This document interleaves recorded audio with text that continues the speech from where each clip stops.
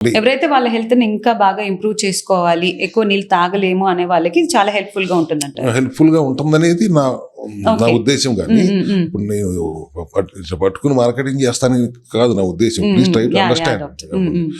కొంతమంది మర్చిపోతారు doctor, water అనేది వాళ్ళకి రిమైండ్ చేస్తూ ఉండాలి.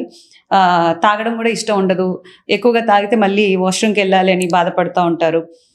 దాహం వేస్తే తాగుదాం అనుకుంటాం కాదు, దాహం వేయకుండా ఉండటం కోసం మీరు తాగుతూ ఉండండి అనేది హెల్దీ విధానం అని నేను చెప్తున్నాను. వాష్రూమ్కి వెళ్తాం ఇబ్బందిగా ఉంది అని ఎన్ని వంకలు సాకులు ఉంటాయేమో. తాగటం ఇష్టం లేక మర్చిపోతాం, తాగాలంటే ఇబ్బంది పడతాం. దీనివల్ల వచ్చి ఇబ్బందులు ఏంటో మీకు ఇప్పుడు ఎక్స్ప్లెయిన్ చేసే కదా. ఇది అర్థమైన తర్వాత అయినా కనీసం కొంతమందిలో అయినా ఒక అవేర్నెస్ క్రియేట్ అవుతుందేమో అన్న ఆశ. ఇప్పుడు నేను ఎవరిని విమర్శించాలనే ఉద్దేశంతో కాదు, ఒక అవేర్నెస్ క్రియేట్ చేస్తే ప్రజలకు అర్థం అవుతుంది. చాలా సింపుల్ థింగ్సే కదా, మనమేమి కష్టమైన పనులు ఏం చేయమంటలేదు కదా. 4 లీటర్ నీళ్లు తాగమంటాం కదా, కష్టమైన పైన. ఏమైనా సైడ్ ఎఫెక్ట్స్ అనేటివి ఏమైనా ఉన్నాయా డాక్టర్? సైడ్ ఎఫెక్ట్స్, మంచి నీళ్ళు తాగితే సైడ్ ఎఫెక్ట్స్ వస్తాయమ్మా?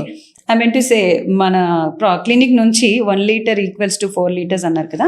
సో దానివల్ల ఏమైనా పర్టికులర్ కండిషన్స్ వాళ్ళు తాగొద్దు అని ఏముందా? 2 లీటర్లు దాటి తాగటం చాలా కష్టం అవుతుంది. ఇది నేను చాలాసార్లు ప్రయత్నించాను. 2 లీటర్లు దాటి తాగటం కష్టం, తాగబుద్ధి అవ్వదు. How it taste doctor?